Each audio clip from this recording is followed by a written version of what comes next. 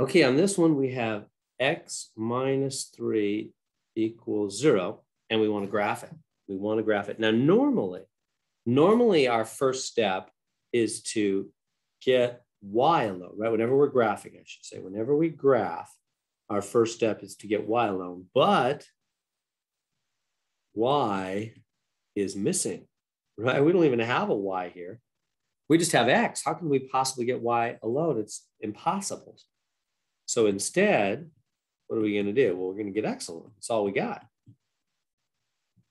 So instead, get x alone. So I'll take the equation, since we only have x minus 3 equals 0, and I'm going to get x alone. So add 3 to both sides. Got to get some letter alone. We'd prefer y, but y is missing. So we get x equals 3. Like that. Okay, now what are we going to do for the graph? That means the line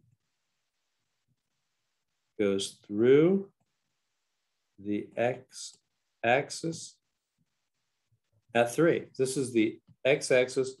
This is the y-axis. So the line is going to go through the x-axis at 3. So like right about here.